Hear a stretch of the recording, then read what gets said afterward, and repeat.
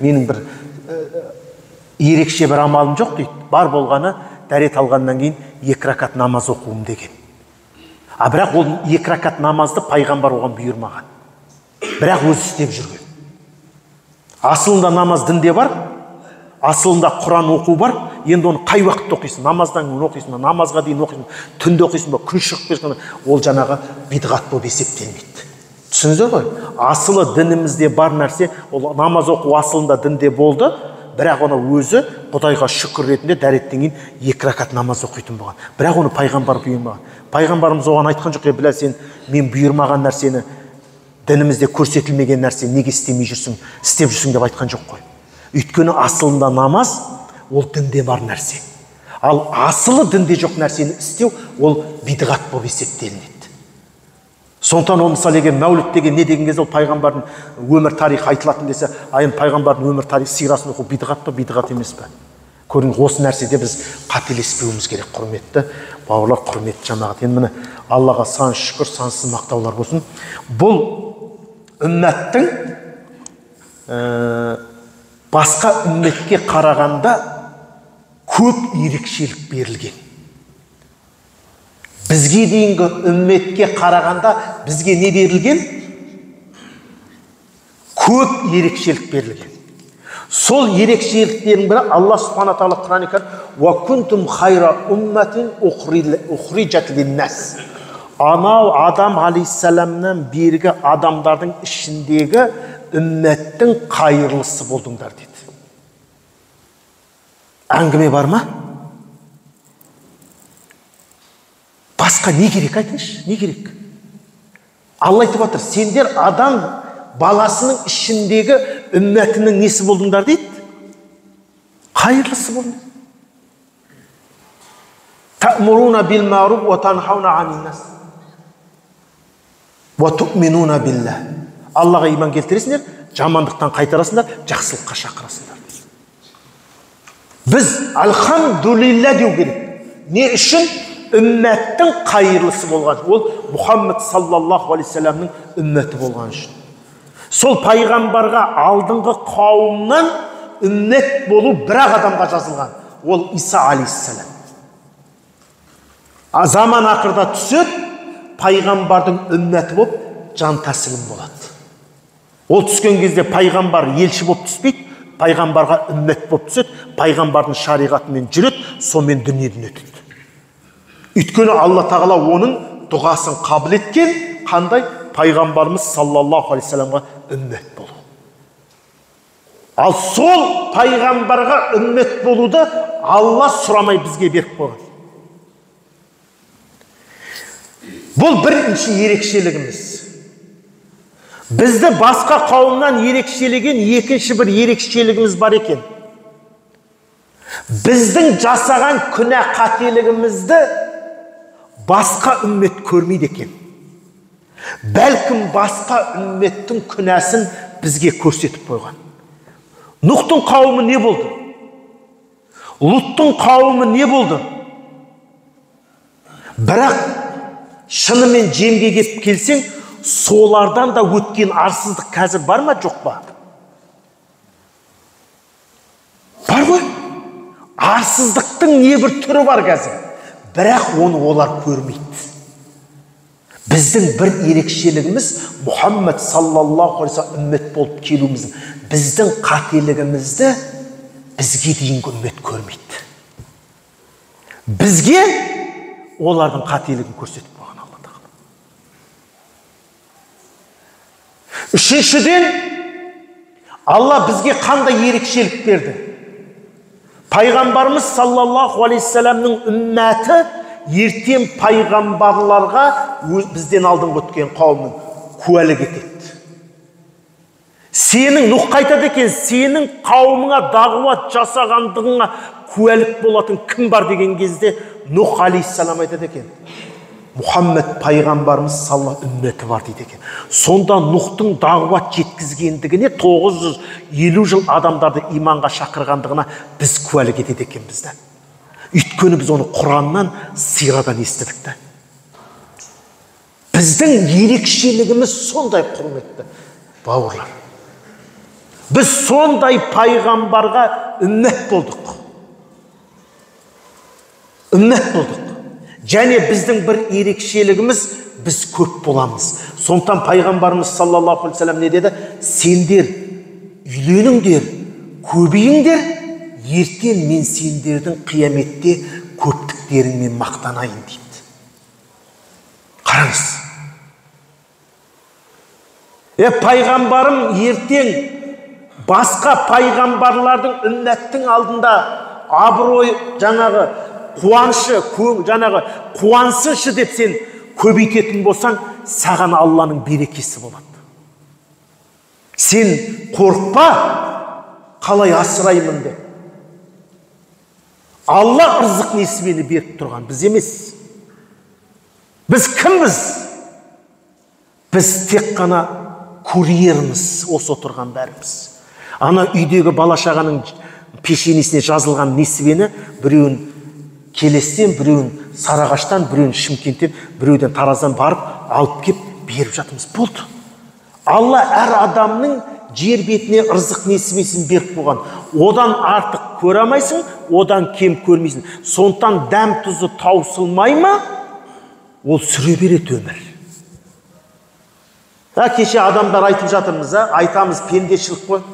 Ой, ана дәріні іштім, ана системаны салдым, ананы бүйткен кезде, ананы сүйткен кезде, бірден мен шұбатқа отырдым, бірден мен сорпаға отырдым, бірден мен анаған отырдым. Сразу адамдар бүйте бастаған кезде мен дереу жаңағыдай бүйте қалдым, сүйте қалдым. Жоқ. Сақтану керек. Бірақ сенің көрер жарығың, дам тұзың әлі таусылмаған болғаннан кейін, біреудің әлі істейтін күнәсі бар еді. Сол үшін олар аман қалды. Өйткені өздері біледі кім не істеген. Біреулердің сауап істері бар еді, әлі істеу керек болған. Біреулердің жаңа бір көретін нәрсесі болу керек, бар еді. Сондықтан аман қалдық біз. Біз басқадан артық болдық па? Жоқ. Бәлкім бізден денсаулығы мықты адамдар да кетіп қалды. Просто дәм тұзы таусылдық болды. Уақыт келді. Біз ана дәріні, мына дәріні ішкеннен аман қалған жоқпыз. Біз неден аман қалдық? Просто дәм тұзымыз таусылған жоқ. Біреу әлі 1 тонна су ішу керек, біреу әлі 2 тонна қияр жеу керек, біреу әлі 50 жылқы жеу керек әлі қайда. Әлі қанша тонна күріш желіну керек, морковь қосылған, плов желіну керек. Біткен жоқ ол әлі әркімдікі. Біреу әлі тоқал алу керек. Біткен жоқ көрер жарығы, әркіміз. Біреу Алла сақтасын, әлі жазылып тұрған күнәсі бар, соны істейді ол, әлі қайда жатыр. Егер кеше өліп қалғанда ол пара ала алмай қалатын еді. Оның әлі де болса пара алу жазылып тұр. Ол сол параларын алмай өтпейді дүниеден. Ол зиналарын жасамай кетпейді ол. Ол әлі 100 жылқыдай әлі ұрлайды ол, ұры болған болса. Сонысын ұрлап тосып болғаннан кейін барып кетеді ол. Сондықтан Алла бізді алып қалғанда бір сауапты іске алып қалған болса еді деп тілейік. Кеше аман қалуым, я Алла, әлі бір істемеген жақсысын болған үшін қалған шығармын, я Алла. Ләйім солай болсыншы деп сұраңыз да. Мүмкін вдруг сені күнә істеу үшін алып қалған шығар. Білмейміз біз. Кім қанша күнә істеп тастады, бір Алла біледі. Қанша жерге кеше карантин біткелі, сен взятка қанша шаруа істеп тастадың. Көрдің ба? Сондықтан Алла ол бізге ырзық несібені көретін. Сондықтан біз қорықпауымыз керек. Тәуекел, иншалла, әрбір бала өзінің ырзық несібесімен келеді. Біздің қателігіміз, біз ойлаймыз, мен асырап отырмын деп. Жоқ. Алла асыраушы. Бәлкім сол баланың ырзық несібесі арқылы сенің ырзық несібеңді Алла тағала сол балаға жазып қойды. Келеді өз ішінен біреу. Бәлкім біреуді жібереді, сол бір әулетті асырайды. Бір әулет сол арқылы күн көретін жағдайлар болады. Біз үмметтің ең қайырлысы болдық. Ең қайырлысы. Біздің басқа үмметтен бір ерекшелігіміз не?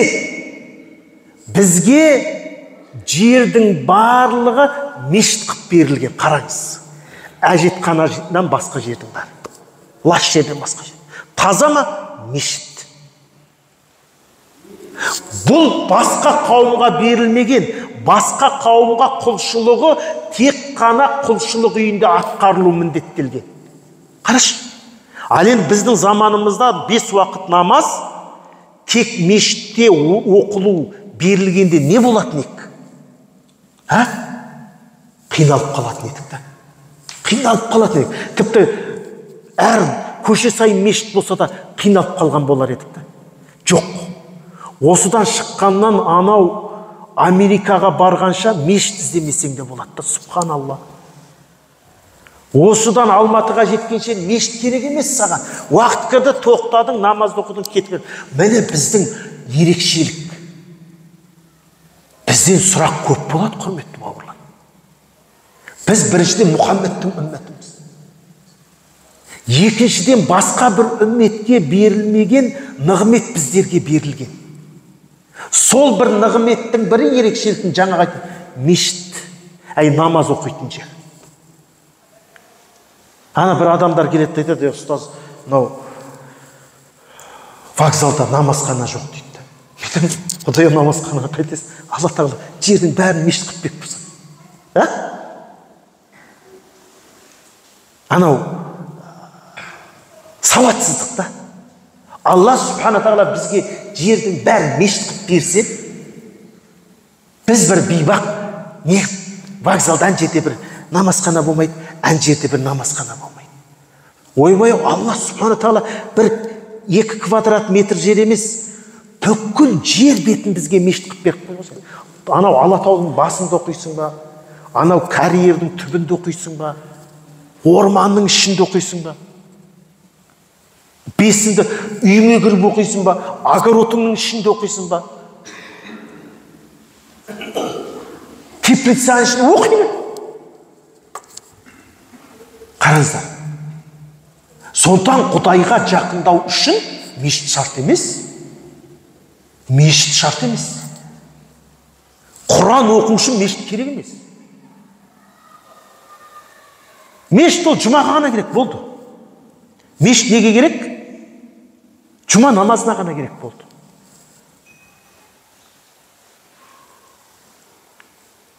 Қалған, сондықтан мешітті, намазхананы, оны сылтауратпау керек адам. Сылтауратпау керек. Дүние табуға төлеп жатсың ғой. Төлеп жатсың. Қараш, бір бизнесті үйрену үшін дүние табуды миллиондап ана каучерге, тренерға беріп атыр ма? Беріп атсыздар ғой. Сізге қалай дүние табуды үйретеді? Сауатты, қалай дұрыс тапқан дүниеңді ұқсату, немесе қалай дүниені табу керегін үйретеді. Төлеп атсың ғой, төлеп атсың. Ал сен неге ақыретіңе үшін төлемейсің? Неге сен ақыретің үшін төлемейсің? Сен айтасың, Раббана атина фид дүния хасана. Раббым маған дүниеде жақсылық бер. Иә, дүниенің жақсылығына жету үшін сен ана каучер, бизнес каучерге 2 миллион, 3 миллион төледің. 5 күн семинарына. Не үшін? Фид дүния хасана. Дұрыс па? Қалай дүние табу, қалай тапқан дүниені ұқсату. Уафил ахирати хасана дедің. Я Раббым, маған ақыретте жақсылық бер дедің, бірақ ештеңе төлеген жоқсың. Қалай сонда? Сен мына жерге миллион төледің ба дүние табуға? Енді ақыретті сұрабасың ғой. Уафил ахирати хасана, ақыретте жақсылық бер, 1 миллион төле. Егер 1 миллион төлесең, 24 сағат имам үйің алдында ғой. Босағанда ұйықтаймыз ғой бейді. Төлеш маған 1 миллион. Ақиданы үйретіңізші. Мына ертең Құдайдың құзырына барғанда адасып бармай. Мына Құдайдың кәләмін транскрипциямен оқып, ұятқа қалмай мен арабша оқып барайын деп, сен миллион төлеш имамға келді. Имам үйің алдында тұрады, қажеке, кеп тұр. А сен төлемедің. А онда сен неге айтып жатсың? Роббана атина фид дүния хасана. Төледің дүниеңді жақсы. Офил ақирети хасана. Ақиретіңді жаса. Қалай? Айтасыңдар ма осы тұрған, айтпайсыңдар ма? Жасап атсыңдар ма? Қара, мен сіздерге айтайын. Дүниеде жақсылық бар. Жақсы үй соқтың ба? Заулым, соқ, тұр. Бірақ сондай бір үйді ақыретіңе сал. Ол үшін істеу керек? Мешіт медресе соғу керек. Үйіңе соғымға бір жылқы сойдың ба? Енді бір жылқыны ақыретіңе сой. Ол не деген сөз? Ет жей алмай отырған жетім, жесір, кедей, кембағалға сойып бер. Тағы сондай бесті бір биені. Үйіңе бір қошқар сойдың ба? Ол дүние пайда. Бала шағаңмен адал, бисмилла жейсің. Ортақ қып жейсің, шашлық қып жейсің, асып жейсің, тұздап кептіріп жейсің. Енді бір қойды ақыретіңе сой. Не істеу керек оны? Жаңағы ет жей алмай отырған адамдарға апарып беру керек. Үстіңе жақсы куртка алдың ба? Екеу ал. Біреуін курткасы жүрген бауырыңа апарып кигіз. Алла жолына жұмсаған әрбір дүниең ол өзің үшін жасаған. А мынау дүние үшін жасау, оған есеп бересің. Мысалы, 1000 теңгеге қымыз іштім. Қияметте жауап берем. 1000 теңгені мына кісіге бердім. Аға, қымыз ішіңіз деп. Бұл негізі менің өзіме жаратқаным. Оның сауабы 1000 теңге 10.700 теңге қып Алла маған қайтарып береді. Ана ауылға барсаң адамдар айтады, ана бәленшенің бәлем мал бар дейді. Анада 2000 жылқы дейді. Анада бәлем бай, сен не істейді оның бәрін дейді да. Не істейді, бишара ертең қалады ғой дейді да. Метен қалмайды. Ол 1000 жылқысын, 2000 жылқысын, 5000 қойын ақыретке алып кете алады. Бір қойын 10 қой, 700 қой қылып кете аласың. Сонда 1000 қойыңды 10.000 қой, 700.000 қой қылып ақыретке алып кете аласың, егер сен сол 1000 қойыңды Алла жолына жұмсасаң. Алла жолына жұмсау деген халықтың игілігіне беру. Міне ақырет деген сол. Сен айтты, Роббана атина фид дүния хасана, дүниенің жақсылығын бер. Жақсы. Алла саған жақсы көлік берді, үй берді, жақсы жар берді. Біреуіне екеу қып берді. Біреу екеу болса екен деп жүр, Қайдан біздің оны? Қайдан біздің ана жетіспей жүргені? Офил ақирети хасана дейміз. Жаса енді ақыретіңді. Жаса. Астыңа жақсы машина алдың ба? Бір машинаны ал. Мешітке бер. Имам қайт. Мынаған бір жақсы жамағат шопыр жүргізуші тап. Сөйтіп мынаны қаламен екі ортаға таксиге қоп қойыңыз. 50% мына жүргізуші алсын, 50% мына мешіттің шығынын жауып тұрсын. Пожалуйста. Астыңа 570 алдың, 570 қоймай қой. Бір су жаңа Равон болмаса Volkswagen Pola қойсаң, алхамдулилля. Ол анау бір жігіт жағдай жоқ шопыр болып өзінің семьясына сұрайды, қанша баласын. Және жарты құнына мешіттің шығыны, себет, ақыретің. Сондықтан біреуге берген нәрсең, сен біреуге бердім деп айтпа, өзіме жараттым де. Бүгін көшеде келдің да 1000 теңгеге қымыз іштің. 1000 теңгені бір жетімге бердің. Үйге келгенде айт, мен бүгін 1000 теңгені өзіме жараттым. Ана 1000 теңгеше оған жауап берем. Ана біреуге берген. Сондықтан адам не істеу керек? Өзінен аямау керек, құрметті ағайын. Біз не істейміз? Біреу бүйтіп садақа сұраса, бүйтіп қалтамызға қолымыз саламыз, ақшамызды алып шығамыз. Оның ішінен бірінші анау қазір 500 теңгелік болып қалды ғой қағазы. 500 дейміз. 500 болмаса нені қараймыз? 1000. 1000 болмаса нені қараймыз? 2000. 2000 болмаса, бауырым жұмыс істесеңдерші. барыңдар жұмыс істеңдер жаңа. Анау ақша берме, қармақ бер дегенде қоясың ғой. Сен өзіңнен 5000 теңгені аядың да. Кімнен? Өзіңнен. Сен маңдай теріңмен таптың ғой, түні бойы ұйықтамай, күзеттің ол егісті, жаз бойы суғардың, қалаға апарып саттың, оңай болған жоқ. Налогын төледің, ана апарып келген, жеткізіп берген жаңа көлікке төледің. Еңбек сенікі ғой, енді ақыретіңе кішкене қалдырсайшы. Қалдырсайшы ақырет. Балаңа дейсің, балаң ертең сен дүниеден өтіп кетсең бағой, саған бағой бір тиын бермейді. Осы жерде баласына, дүниеға, әкесіне дүние қалған адамға барып айтшы. Әкең үшін бір мешітке 1000 теңге бер десең, жағдай жоқ дейді. Сенікі емес, әкеңнің тапқан дүниесі ғой. Әкең енді сауап барып тұрсын, бірдеңе берсе бермейді.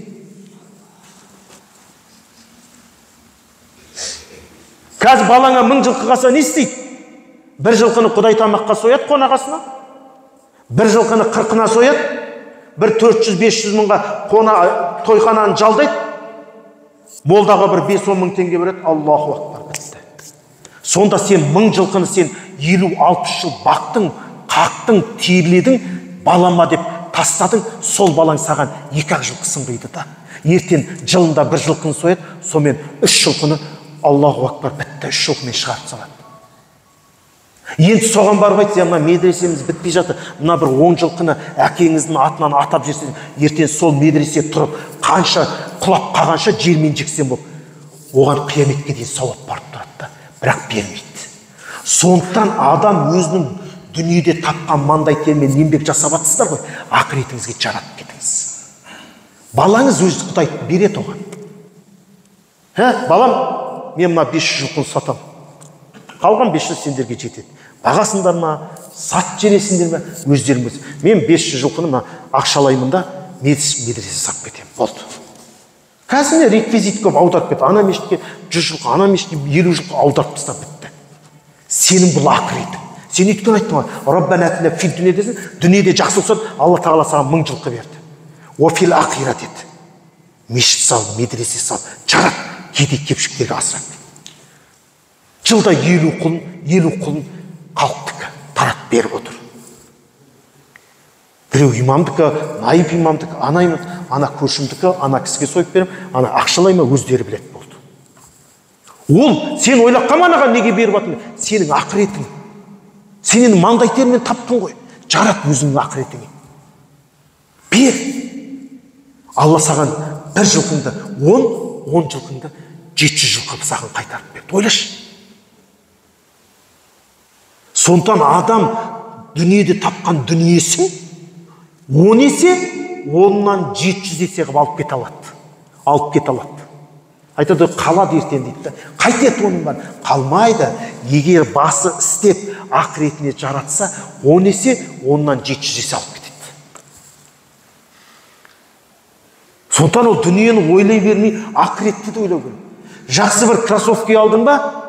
Біреу алма, екеу ал. Біреуін өзің кей, біреуін имекенген. Мына аяқ киім үшін жүрген адамдар бар ма? Болмаса өзің деп. Үстіңе спортивка алдың ба? Екеу ал. Біреуін өзіңе, біреуін ақыретіңе. Біреуге деп айтпай қойын, ақыретіңе. Бір палычка шашлик жедің ба? Біреуін не істе? Ақыретіңе қалдыр. Бір тарелка плов жедің ба? Екінші тарелка ақыретіңе қалдыр. Сол айтып жатыр Алла тағала. Раббана атина фид дуния ахиретте қасынат қалай. Сен ақыретте сауап таппайсың. Ол жерде сауап амал жоқ болды. Сен осы дүниедегі жасаған сауабыңды ғана, немесе сол еселенген сауабыңның сауабын ғана көресің болды. Басқа ештеңе көрмейсің. Сондықтан аяма сен. Ал шайтан лағнет бағана неге айтып жатыр? Ол біздің ашық бұзған дейді. Қалай дейді, сен маңдай теріңмен табасың, 10 мың теңгені анаған статып жересің дейді. Еңбек етсін, қол аяғы бұттың ғой дейді. Рас қой дейсің да, сен алдандың шайтанға. Неге? Сенің ақыретіңе барайын деп тұрған сауаптан ол тосады. Жақсы істен тосылдың ба, біл, бұл шайтанның амалы деп біл. Біл, өйткені шайтан бізге жақсылық қаламайды. Ешқашан.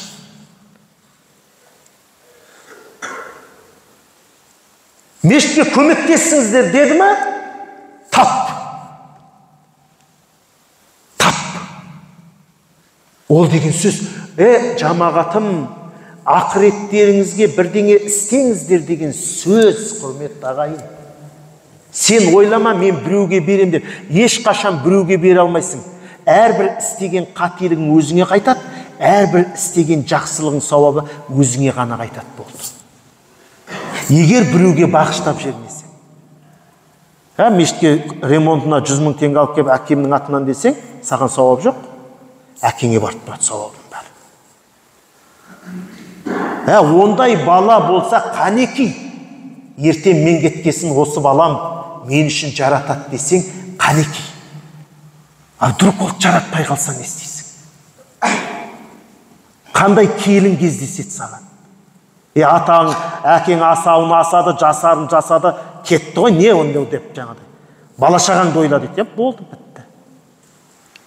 Яғни әкемнің атынан имам кеп тұр, медресе салып жатыр екен, бір көмек сұрап тұр, мына бір 10 жыл қана өтеді, не қылып бересің сен дейді. Берсін ана басқалар дейді, Аллаху акбар. Сондықтан көздеріңіздің, өздеріңіз ақыл естеріңіз бүтін сау болып тұрғанда, өздеріңізге жаратып алыңыздар. Өздеріңізге. Өзіңізге. Балаңыз өзі бірдеңе табады. Балаңыз өзі бірдеңе табады.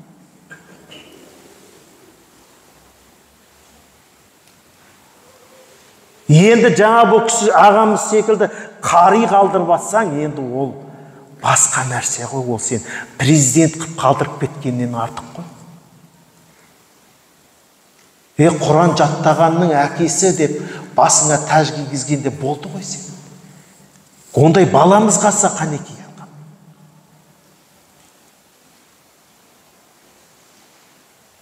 Сондықтан ол дүниені ақыретіңе, дүниеңе жаратып ұқсата біл.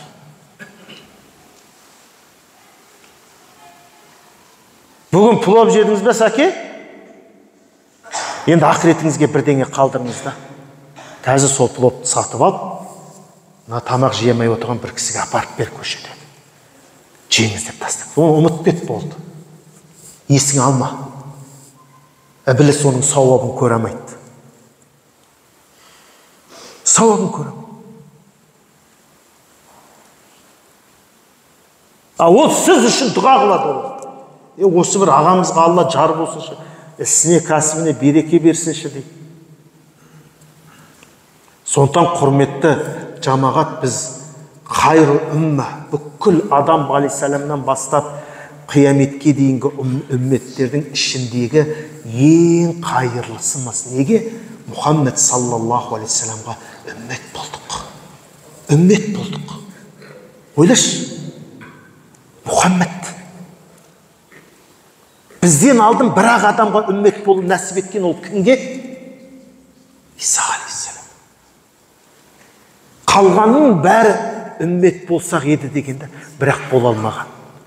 Сол нәрсені Алла бізге нәсіп етті, құрметті ағай. Сол затты біз жақсы көруіміз керек, Алланы елшісі.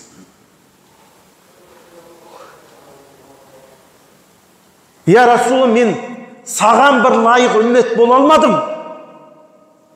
Ең болмаса бір баламның атын бір Мұхаммед деп қойыш.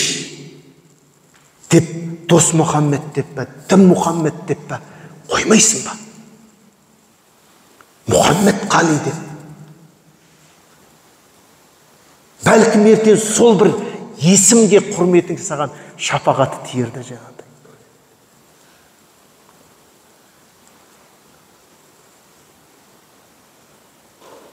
Қайдағы бір спортсменнің атын қойғанша Мұхаммедтің атын қоймайсың ба? Ахмад, Мұстафа деп. Бір шапағаты тисін ертең. Ең болмаса осы есімі Мұхаммед болған үшін мүмкін Алла тағала күпірлікке түсірмей сақтайтын шығар. Енді балаларымды қоя алмадым, мен бір немеремнің атын қойып кетейінші деп, аталар қоюға болады. Бір Мұстафа деп, Ахмет деп, Махмуд деп.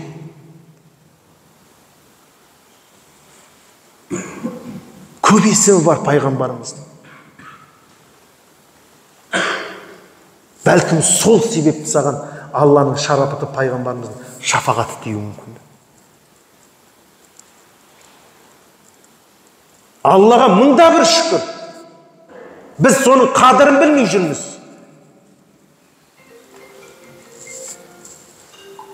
Бүкіл пайғамбарды есіммен атағанда Алла Субхану тағала Мұхаммедті ей Мұхаммед демеген ғой Құранда.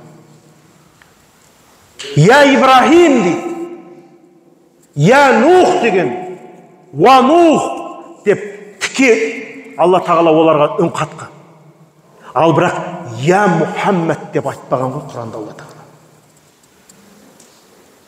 Пайғамбарымызға көрсетілген бұл құрмет болған. Ей Мұхаммед деп айтпаған. Ей Ибрахим, ей Нух, ей Закария деген секілді пайғамбарлар аталған. Бірақ Мұхаммедті пайғамбарымыз саллаллаху алейхи саламды Алла тағала ей Мұхаммед деп айтпаған. Сонда міне дана халқымыз ей Мұхаммед деп айтып қалмайық деп Мұхаммед сөзіне қосымша сөз жалғап қосқап айтқанда көрме қалай дана болған бабаларымыз. Дос Мұхаммед, Махамбет деп қойғанда қараңыздар. Алланың құрметі болған пайғамбарымыз саллаллаху алейхи салам. Уама арсалнака илля рахматан лил аламин. Сені әлемге рақым етіп жібердік деді. Рақым етіп жібердік деді. Пайғамбарымыз рақым болып келген ғой. Мейірімді. Бір бізге бір жаманшылығын айтыңызшы. Міне. Айтыңызшы міне. Мен Мұхаммедтің мына жерін түсінемеймін деп айтшы. Бір мысал айтыңызшы. Жоқ. Жоқ. Намаз оқы дегені ме пайғамбарымыздың бар жазығы. Айтшы. Намаз оқыған жаман ба? Жоқ. Пайғамбарымыз саллаллаху алейхи салам біреулер тіл дейді. Сонда сол пайғамбарды тіл деп тұрғанда, не үшін бар намаз бізге ораза ұста деген үшін ба? Пайғамбарымызды сөгет не үшін деп ойлаймын да мен. Бар болғаны біреудің ала жібін аттама деген үшін ба? Бір қылмысын тауып берші. Бір тауыпты былай қараңызшы сіз. Не істеді осы Мұхаммед? Қараңызшы сіз. Әрбір ісінде тек қана біздің пайдамызға шешіліп отырған. Сондықтан да Омар радиаллаху анхудың ойланбастан сәл кідіріп, я Расулалла барлық нәрседен сізді артық көремін деген кезде, әләна я Омар деген, Омар мені енді сенің иманың толықты дегенде. Сонда ғалымдар айтады, ол Омар неге кідірді деген кезде, былай ой елегінен өткізген кезде дейді, пайғамбардың бізге бірде-бір зияндығы жоқ, тек пайдасын болмаса. Содан кейін еш бөгелместен айтты дейді, я Расулалла, мен өзімнен де сізді жақсы көремін деп айтты дейді. Сен нәпсіңмен Мұхаммедті салыстыршы. Үйге барып отырды айтшы, мен нәпсім не істейді? 5 уақыт намаз мешітке еріне ме? Ерінеді. Ал Мұхаммед не деді? Пайғамбарымыз саллаллаху алейхи салам жауабын ізде.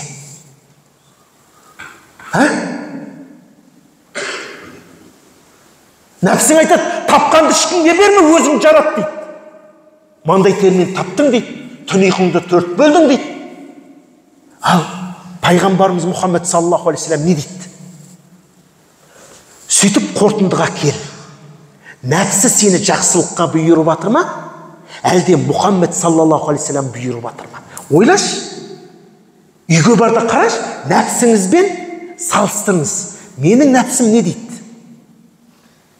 Менің нәпсім айтады, сен ана ауылда ең мықты машина сен міну керексің дейді. А пайғамбар не дейді? Қара. Нәпсің айтады, ешкімге ештеңе бергісі келмейді. Пайғамбарымыз саллаллаху алейхи вассалам не дейді? Ойлан. Сол кезде сен білесің, нәпсіңнен оны артық жақсы көрінді. Өйткені сенің көзің жетті, чтобы нәпсің сені ешқашан жақсылыққа бұйырмайды екен. Тек өзіңмен, өзің ки, онда шаруаң болмасын, өзің ки, өзің қыдыр, өзің бүйт, өзің сөйт. Не болды сонда? Ал Мұхаммедті тыңдасаң, саллаллаху алейхи вассалам, керісінше. Сол кезде сен қорытындыға келу керексің. Мен Мұхаммедті тыңдауым керек па? Саллаллаху алейхи вассалам, нәпсімді тыңдауым керек па? Көрдің ба? Сен көзі ашық адам түсінеді. Мұхаммед саллаллаху алейхи вассаламның нәпсімізден артық. Өйткені ол кісінің әрбір істеген ісі тек жақсылық болды. Бір жаман ісін айтыңызшы, бір мысалы. Айтыңыздар. Бәлкім көшеде жүрген бейнамаз адам айтшы. Сіз бір Мұхаммедтің бір жаман қасиетін айтыңызшы. Ойланады ол. Так, намаз оқы деді, ораза ұста деді, темекі тартпа деді, арақ ішпе деді, зина жасама деді, ұрлық жасама, ғайбат айтпа. Так, оның бәрі жақсы нәрсе. Так, ғайбат айтпа деді, так, не істеді? Көршіңмен жақсы бол деді. Так, тағы не істеді?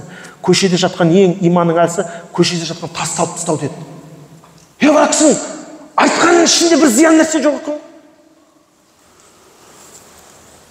Бір зиян нәрсе жоқ бізге. Қараңыздар. Енді оны қалай жақсы көрмейсің? Сондықтан айтты ғой, балаңнан, ата-анаңнан, адамдардан оны жақсы көрмейінше сенің иманың толық болмайды деді. Демек, онда сен аурусың. Мына жерде Мұхаммедті қоя тұр, мына менің айтып тұрғаным, мына нәпсімнің айтып тұрғаным жақсы десең, сен дертің бар сенде. Сен әлі иман толықпаған.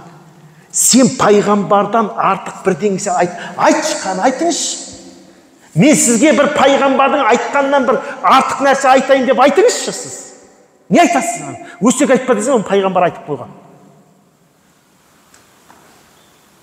Көшеде жүрген қызға көз қыспа десең, оны да айтып қойған, көздерің төмен сап жүр деген. Тағы не айтсам екен? Мына көше жолда жатқан бір нәрсені алып таста, бір ағаш мешайт етпен алып тастайын десең, ши болсын алып таста дегенде, оны да айтып қойған. Жоқ. Сол үшін біз пайғамбарды бүкіл нәрседен жақсы көреміз. Өзімізден де, ата-анамызды, баламызды. Ал неге? Енді біреу айтымын, қалай мен сонда Мұхаммедті баламнан артық көруім керек? Қалайша сен балаңның артық көрмейсің? Балам органға жұмысқа кіреді деп намаз оқи алмай жүрген адамдарды көрдім мен. Аға, дайынсыз ғой. Міне намаз оқып қосылып тұрсыз ғой бізге. Енді оқып кетсеңіз, қазір мен 5 уақытқа жығылсам, баламды органға жұмысқа алмай қояды дейді. Сөйтіп намазын оқи алмай кетті. Ал не болды? Баласы пайда берді ме, зиян алып келді ме әкесіне?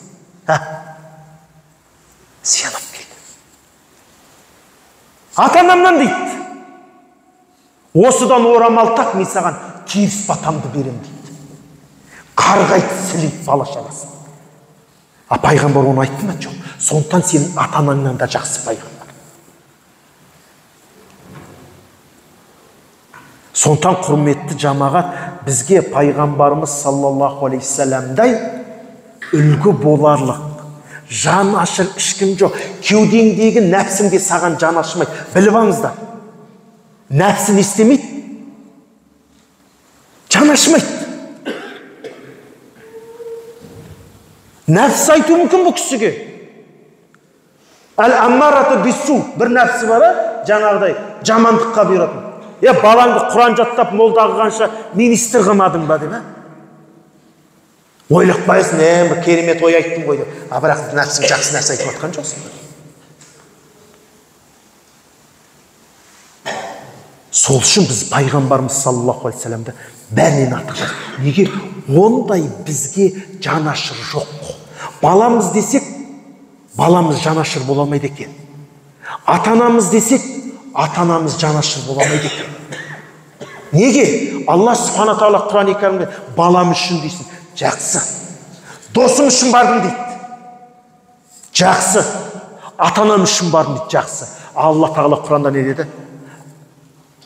Яума яфирру мар'у мин ахи ва уммихи ва абих ва сахибатихи ва бани.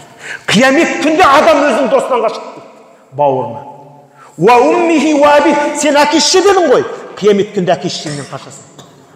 Сен бала, қатын дедің ғой, ва сахибатихи ва бани, қиямет күнде дейді, балаларынан, қатынынан қашады дейді.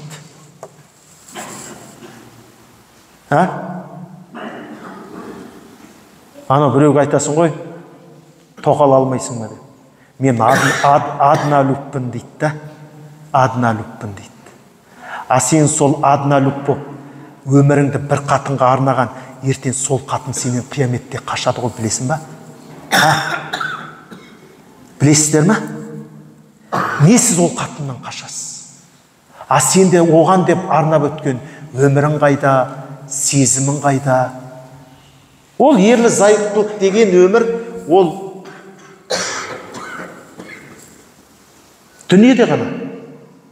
Сондықтан адамның жаны кеудесіне шыққан кезде неке бұзылады. Сондықтан әйел адам күйеуін жуындыра алмайды, күйеуі әйелін жуындыра алмайды. Неге? Неке жоқ. Оны ұстауға қақысы жоқ күйеуінің. Егер әйел қайтыс болса, күйеуінің оны жуындыруға, киіндіруге қақысы жоламау керек. Ол әйелдің өз махрамдары келіп жуындырады оны. Махрам туған ағасы, әкесілер келіп көтеріп қабірге қойды. Күйеу ұстай алмайды оны, ұстауға болмайды, неке жоқ арада. Сондықтан ол неке деген ол дүниедегі нәрсе ғой, кеудеңнен жан шыққанда үзіледі, ол шариғат.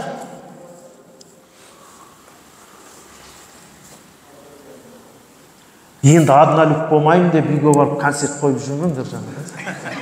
Ақылмен істеңдер жаңағы. Су ішіп алайын, рұқсат болса.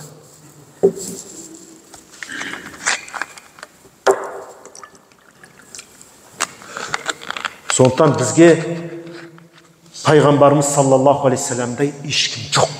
Ешкім. Жан досыңда ондай боламайды саған. Жан досыңда. Айтайшы, мына менің досым деп. Біреуді көрсетіңізші сіз. Енді сол адамда бар ма біз жан досыңыз бар? Сіз үшін тұрып беретін айтыңызшы. Есіміңіз кім? Мырзахит, бір досыңыз дайшы, бар ма аты біреу? Бар ғой. Мына аты кім? Енді осы кісіні пайғамбармен қатар қойыңыз да. Жоқ. Сүйген жарым қатыным дедіңіз. Қатыныңызды пайғамбармен бірге қоя аласыз ба? Жоқ. Әке-шешеңді пайғамбармен қатар қойылды? Жоқ. Сен шаршап қалсаң, балам шаршады ғой деп намазға оятпайды да, әкелік мейіріммен. Сөйтіп намазын қаза болып күнәһар боласың да. А пайғамбар өйтпейді. Үмметім тұр дейді. Тұр дейді. Намазыңды оқып демал дейді. Ешкім Мұхаммедке тең келмейді. Ешкім тең келмейді. Сондықтан пайғамбарлар ол жай адам емес. Ләйса кәл-башар. Пайғамбарларды адам ғой дейді. Я адам, бірақ біз секілді емес. Түсінесіздер ме?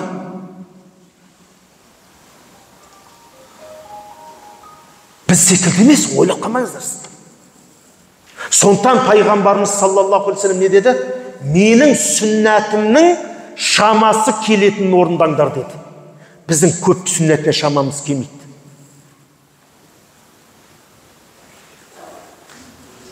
Көп сүннәтіне шамамыз келмейді. Көрдіңіздер ме? Шамасын келетін орындаңдар деді. Уақыт кіріп жатыр ма?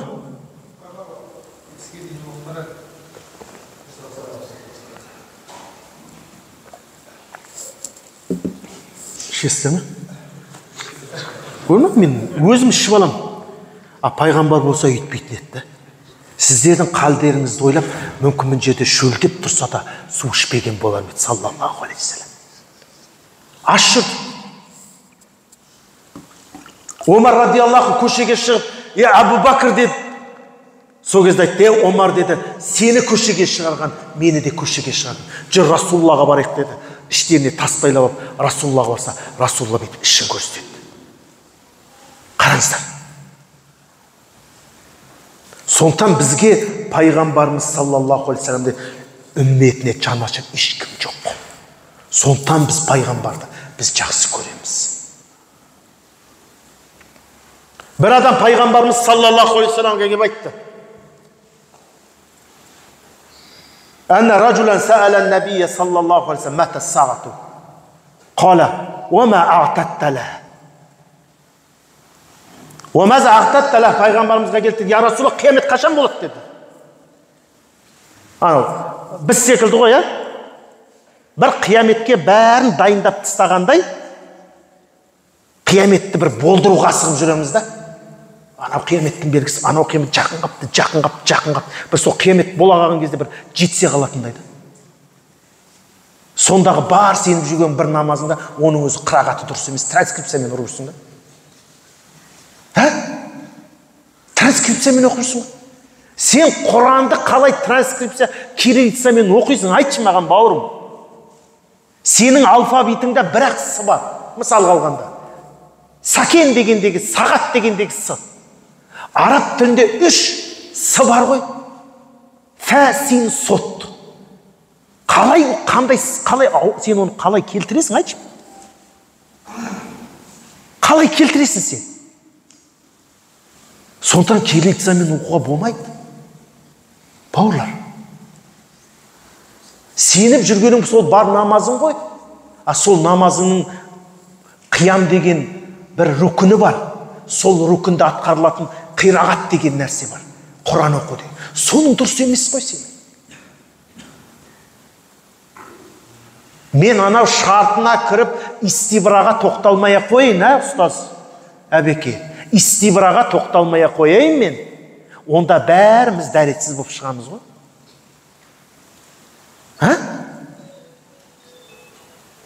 Жай жеңілдетіп қойғанбыз ғой, айтты, Алла қабыл қылсын енді.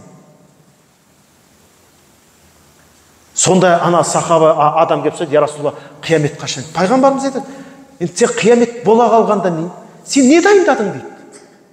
Қала ла шей, илля әни юхиббуллаха ва расулаху дейді. Мен ештеңе дайындамадым дейді. Бар болғаны мен Алланың елшісін жақсы көремін дейді. Сонда пайғамбарымыз не деді? Фақала әнта мағман ахбабта деді. Сен кімді жақсы көрсең, сонымен біргесің деді. Сонда Анас радиаллаху анху не деді? Осы сөз қуантқандай сөз болмады маған деді. Мен қуандым деді. Неге дейді? Өйткені мен Алланың елшісін, Абу Бәкірді, Омарды жақсы көрем дейді. وَأَكُونُ مَعَهُمْ بِخُبِّ إِيَّاهُمْ وَلَمْ أَعْمَلْ بِعَمَلِهِمْ дейді. Қарашы. Мен қуандым дейді бұл сөзге дейді. Неге дейді? Өйткені мен Алланың елшісін, Абу Бәкірді, Омарды жақсы көрем. Оларды жақсы көрумен, алхамдулилля, олармен бірге болам дейді. Олардың амалын істемесем де дейді. Міне, біз Абу Бәкірмен болғымыз келсе, Омармен, Османмен болғымыз келсе, біз пайғамбарды, ол сахабаларды жақсы көруіміз керек. Пайғамбарымыз да пайғамбарының сахабаларын жақсы көруіміз керек.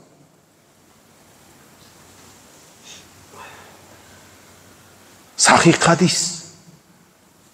Bir hadiste пайғамбар айтады, әл-мар'у ма'a ман ахаб. Пенде кімді жақсы көрсе, сонымен бірге дейді. Ертең судья көкеңді жақсы көрсең, сонымен бірге тірілесің. Прокурор көкеңді жақсы көрсең, сонымен бірге тірілесің. Зинақор досыңды жақсы көрсең, сонымен бірге тірілесің. Парақор досыңды жақсы көрсең, сонымен бірге тірілесің.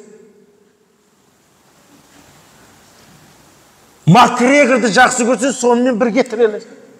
Бойын жақсы көрем.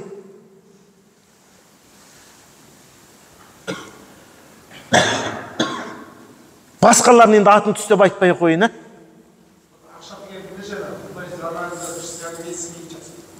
Ау? Солармен тіріледі жаңағы.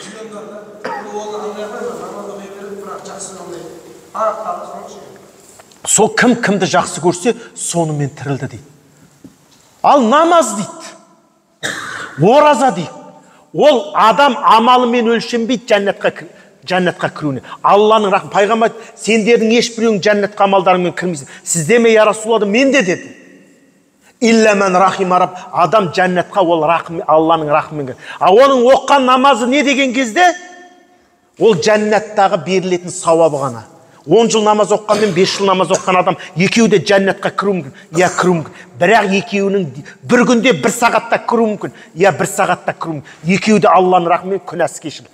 Бірақ біреуінікі 5 жылғы намаз, біреуінікі 10 жылғы. Екеуінің уровені бірдей болмайды. Мынада 10 жылғы намаздың сауабы ол көп болады. Условия басқа болады ода.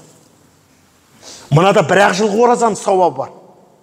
Я жәннатқа кіреді адам. Намаз оқымаса да кіргізеді Алла жәннатқа. Мейірім шапағатымен. Пайғамбардың шапағатымен. Бірақ оның намаз оқып кірген адаммен жәннатта дәрежесі бірдей болмайды. Намаз оқымады. Алла кешірді. Білмейміз ғой қандай амал бар. Жәннатқа кірді бірден. Намаз оқыды, ораза ұстады. Күнәсі болды. Алла кешпеді. Сол күнәсін өтеу үшін тозаққа кірді. Бірақ күнәсін өтегеннен кейін тозақтан шықты, жәннатқа кірді. Жәннатқа кірген кезде, өйткені бұл адамның 15 жылғы намазы, 15 жылғы ораза, зекеті бар. Ана адамдікіндей болмайды, дәрежесі жоғары болады. Амалдың сауабы ол жәннатта беріледі. Сондықтан пайғамбарымыз саллаллаху алейхи ва саллям бір хадисінде не дейді? Жәннат мынадай тегіс жер деген. Адамның амалымен безендіріледі деген. Мысалы, кімде-кім субханаллахи ва бихамди субханаллахил азим десе, жәннаттан бір құрма тал өсіріледі дейді. Мына кісі бір-ақ рет айтты, бірақ тал өсті құрматта өзінің участогінде. Ама кісі миллион рет айтты, миллион тал тұр. Бірдей болмайды ол жер. Мән бәна мәсжиден бәна Аллаху байтан фил жәннат. Бір кісі келді, мешіт салды, Алла оған жәннаттан сарай тұрғызды, бірақ ол мешіт салмаған адамда ол сарай жоқ. Учаскесі тегіс. Біреуінің учаскесін естеді, астынан өзендер ағатын бақ болады. Құстар сайрап жатыр. Не үшін беріледі? Ол амалына беріледі. Сол секілді қорғызды да. Бәріне бірдей болмайды, кешіріп қойыңыз. Біреуінде болмайды. Адалдіктерді десең, сондықтан бұл дүние ақыреттің егін зары деген. Сондықтан бұл дүниеде еге беріңіздер түгел. Пальма егіңіз, анда егіңіз, ағаш егіңіз, қайын егіңіз, қараға егіңіз. Ертең барған кезде көлеңке керек та ана жерде саған. Нормально демалу участок керек қой саған жаңағыдай. Былай жаңағыдай немен жасалған. Сондықтан құлшылықсыз өткен адам мен құлшылықпен өткен адамның жәннатта деңгейі бірдей ме? Бірақ екеуі де жәннатқа кіреді. Ла иляха илlallah Мұхаммед Расулалла деп иман келтірген үшін. Бірақ олардың жәннаттағы деңгейі бірдей. Неге? Ананың 10 жылғы намазы бар, анда намаз жоқ. Анада ораза бар, анада ораза жоқ. Сондықтан шариғатымызда кез келген амалдың сауабын бағыштауды рұқсат еткен ғалымдар. Ал құлшылықтықын бағыштай алмайсың. Әләйсәл инсаны илля мәсаға деген аятты ұстады. Имам Шафиғи айтты, жоқ деді. Ал бізде мысалы тараух қазір, мына жерден тараух намазын оқып 20 ракат. Осы бүгінгі тараух намазының 20 ракатын әкеме бағыштадым десең болады дейді ғалымдар айтады. Жұмхыр айтады. Имам Шафиғи айтады, оны құлшылықтың сауабын бағыштай алмаймыз дейді. Біз жаңа малия, жаңағы ақшамен болған, мысалы мешіт салып оның сауабын бағыштауға болады, көпір салып оның сауабын бағыштауға болады деген. Сондықтан пайғамбарымыз изамата ибн адам инқатаға мин амалихи илля салас. Адам баласы өлсе, оның 3 амалынан басқаның бәрі амал тоқтайды. Болды. А оның 3 амалдың сауабы ол барып жазылып жатыр. Қалған амалдың бәрі тоқтайды. Зікірі болсын, Құраны болсын, намазы болсын, бірақ 3 амалдың сауабы барып тұрады. Қияметке дейін барып тұрады. Сондықтан намаз оқыңыздар, ораза ұстаңыздар, нәпіл, зікір айтыңыздар, Құран оқыңыздар. Қары мен қар емес адамның деңгейі бір деймін. Құран жаттаған адамға Құранды оқуда көтеріліп кете бер дейді. Ол 30 пара біткенше көтеріледі. Сен 10 сүре бересің, 10 сүре, оны да транскрипциямен тұрасың ғой сол жерде. Төмен түсіп кетпесең, көтерілген былай тұрсын. Сондықтан арабшадан уараттилил Құр'ана тартила дейді. Құранды тәжвидмен оқу керек, құрметті ағайын. Сондықтан жаңағыдай мына мешіт не үшін ашық тұр? Құран үйренсін деп. Төле ұстазға, үйрен төлеп. Үйің мешітке келу келсең, үйіңе кеп береді сабақ, аптасына 2 рет. 50, 60, 70 мың, 80 мың төле айына. Мешіттің имамына немесе ұстазына үйіңе кеп береді. Дүние табуға да беріп атсың ғой сен.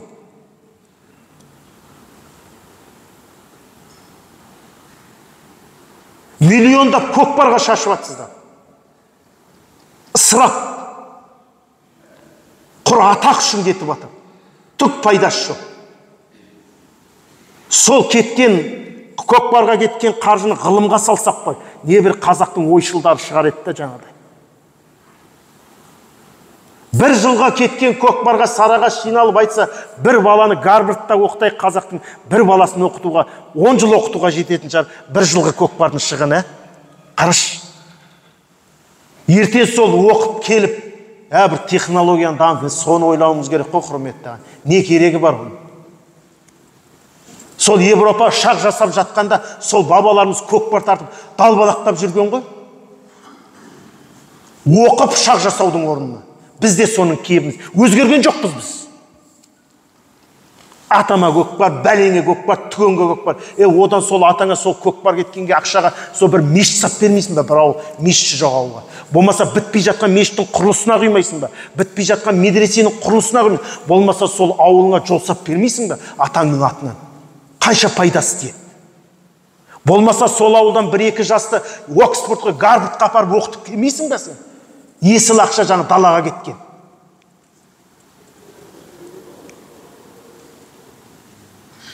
Қанша қырғын өз жерде. Атыс, шабыс, төбелес, қан төгіс. Соның күнәсінің бәрі сол атаңа барады сенің ертең. Соған беріп атсың ғой сен соны.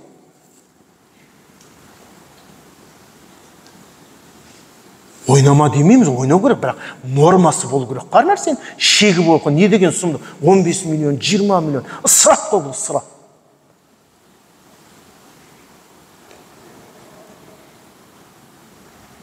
Обал ғой, обал. Жүрек елдер дрон жасап атқанда көкпар сүйреп. Жүрек солай. Сол бізге жақсылға кесесін. Бүкіл тапқан таяғымыз соған салайық. Ойбай, менің көкпарында 1000 ат болды, ананың көкпарында 10 000 ат болды, ананың көкпарында 100 000 ат болды, сөйтіп 200 000-ға толтырайық, сөйтіп миллионға толтырайық, жүрек сол, аттың санымен жарысып. Сол көкпарға тіккенше, ең болмаса соны мәулетке сасан ғой шіркін, ая. 1%-ін мен түгелін демей қойын. Енді соларға сол мешітке көмектестеш, атаңның атын көк тиынын бермейді. Мені шайтан қалай азғарды, түйшікті сен бер дейді. Ана өткенде 1000 атқан қатысқа сен 2000 ат жина дейді да. Әйтеуір болмайтын бір әурешілік. Мені бұның бары қателесу. Жақсылық апармайды ол бізді. Жақсылық апармайды.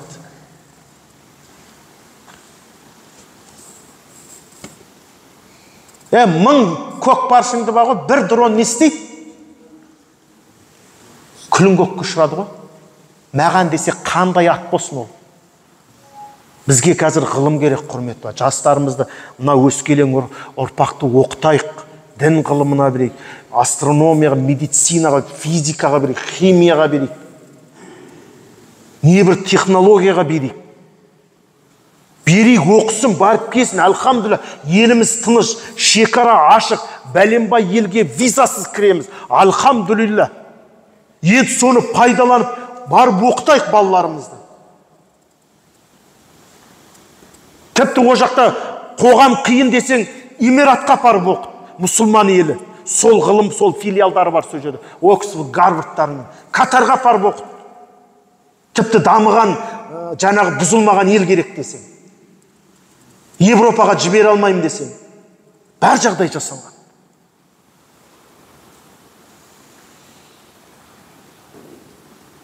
Сол баяғы бір анау жаңағы желөкпе жеңіл немізді қоймадық та әлі сол. Әлі сол бейқам қазақ.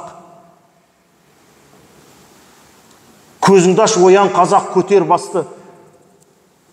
Өткізбей қараңғыда бекер жасты. Сол мірқан. Әлі сол Абай жырлап, Міржақып жырлап өтті. Кешегі Алихандар жырлап өтті.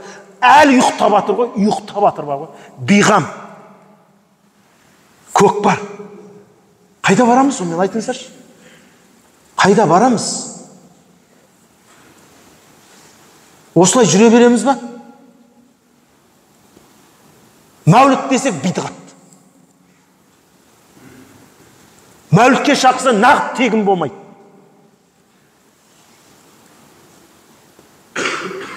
Ана мешітке ұстаз келеді Құраннан, бір ұстаз алдырайық Құраннан шәкірт. Соның бір ақысы керек десе, бұл имамдар нағып тегін өткізбейді.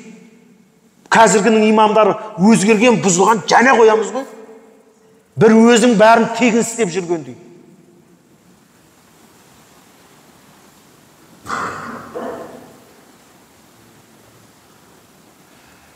Ана бір адам зекетін берейін деп мешітке кіріп, ертерек заманда ғой, ұстазға кіріп айтты, мен бір зекетімді берейін деп келіп едім, ұстаз деп.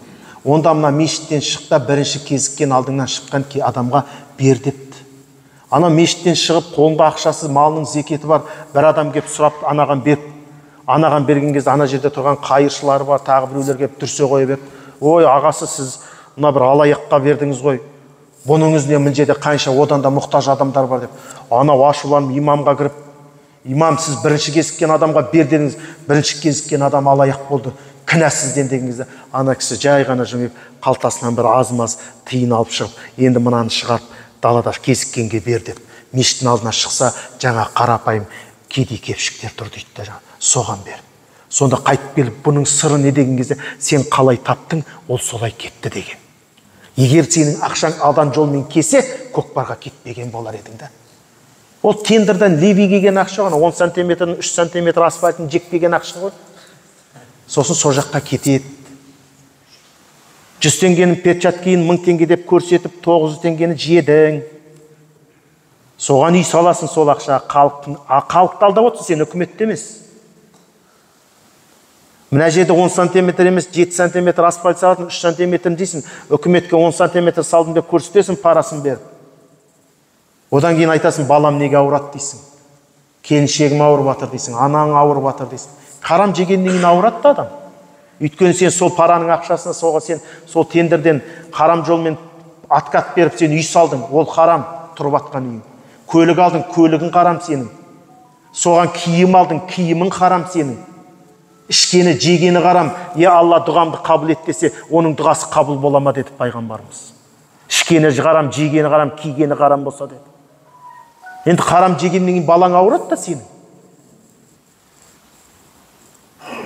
Өкіметтік емес, ол сен қанша манау жетім жесірдің, кем бағалдардың несібесін жеп кеттің сен. Сондықтан ойланыңыздар о нәрсені. Одан кейін керек емес жаңа ата бабаңы дүркіретіп көкпарды берсің бә, бермейсің бә жаңа. Қалай келді, солай келді, кетіп жатыр.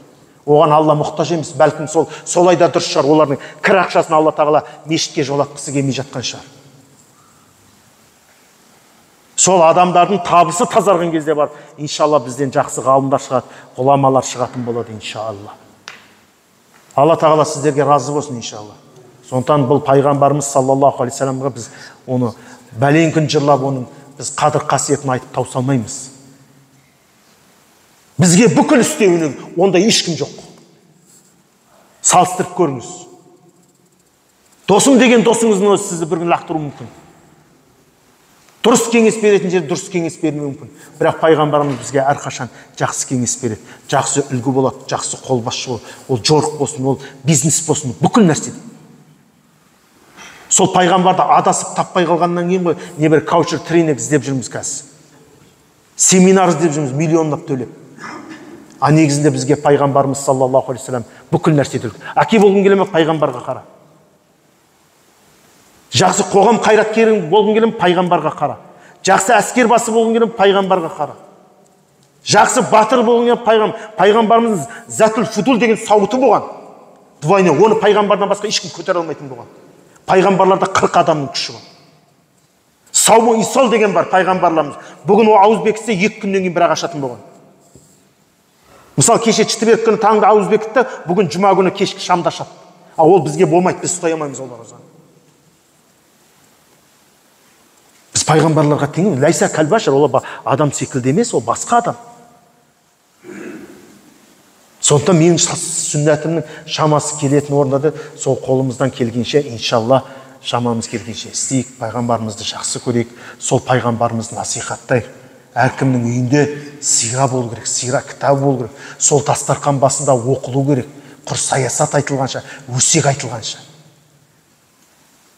Саясатты соққанда бізден артық саясаткер жоқ қой, дұрыс па? Ойбай, жерден алып жерге саласың ғой.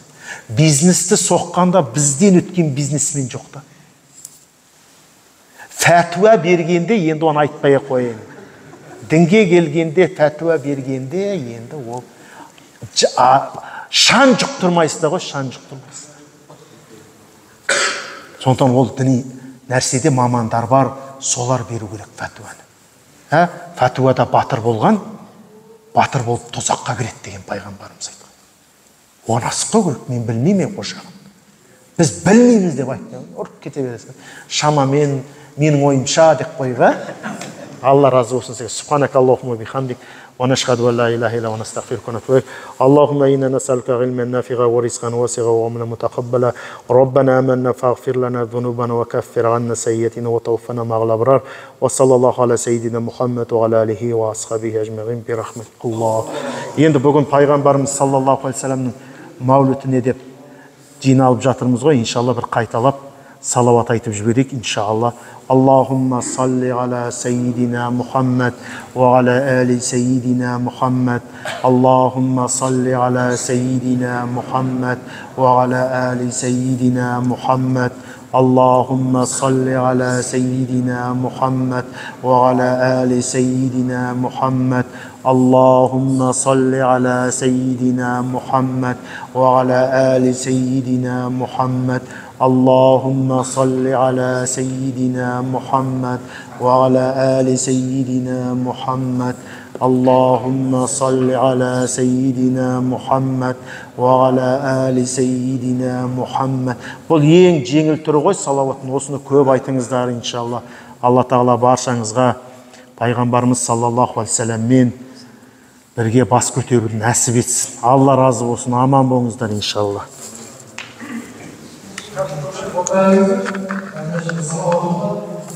Келді ме?